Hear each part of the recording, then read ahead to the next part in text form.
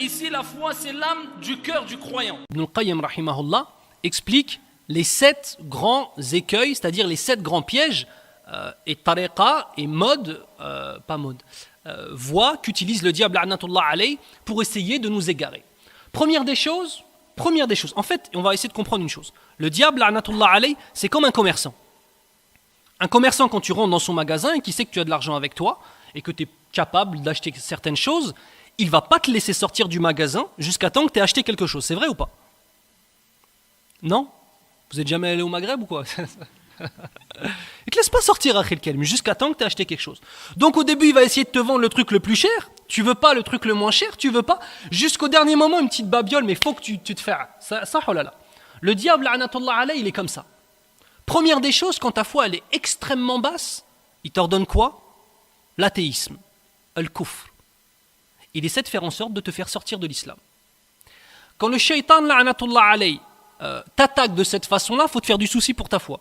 Ça veut dire que ta foi, elle est tellement basse qu'il n'a même pas besoin d'utiliser des stratagèmes. Il vient directement te faire des wasawis, c'est-à-dire essayer de te susurrer en toi, de te ramener vers le fait de sortir de l'islam, de délaisser l'islam. Comment est-ce qu'on combat ça? Donc le premier piège, c'est le fait de te faire sortir de l'islam, l'athéisme.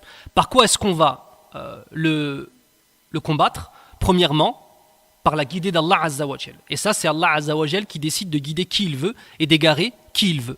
Donc nous, le sabab, c'est-à-dire la cause première que l'on prend, nous, c'est de faire quoi? De faire des du'a, de faire des invocations. De même, ça va être par le discernement. Le discernement, il s'acquiert par la science. Plus on connaît Allah Azza wa Jal, plus on l'aime, et plus toute chose ou personne qui va vouloir nous éloigner d'Allah Azza wa Jal, on va voir sa véritable nature. Et sa véritable nature de la personne qui veut nous éloigner d'Allah, c'est que c'est ton ennemi, Akhil Karim. Wala shakka fi hada.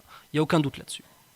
S'il n'arrive pas à te faire sortir de l'islam, à te faire faire du shirk akbar, à te faire faire du polythéisme majeur, qu'est-ce qu'il fait? Il essaie de te faire faire une innovation, une bid'a. S'il n'arrive pas à te faire sortir de l'islam, il essaye de te faire faire une innovation. Comment est-ce que tu combats ce piège-là? Par le fait de connaître la sunna du prophète sallallahu alayhi wa sallam. Et par le fait d'étudier ce qu'est la sunna et l'inverse de la sunna, que sont les innovations. Donc s'il ne peut pas te faire sortir de l'islam, en deuxième lieu, il essaie de te faire faire quoi? Des innovations. Et vous savez bien qu'une personne qui fait des innovations, mais qui ne sait pas que ce sont des innovations, il ne va jamais s'en repentir. C'est vrai ou pas?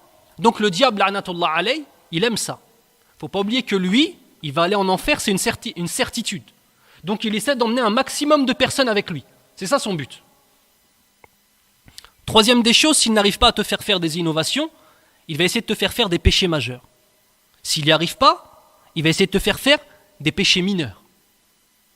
Et n'oubliez pas que toute personne qui reste sans arrêt dans les péchés mineurs, il va forcément faire quoi?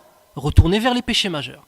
Celui qui est sans arrêt dans les péchés majeurs, sa foi elle est en danger, soit il va tomber dans l'innovation.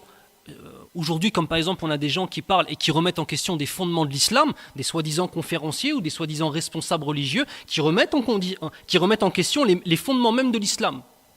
Soit il va finir par suivre ces gens-là, soit carrément il va sortir de l'islam. Allahumma hafadna.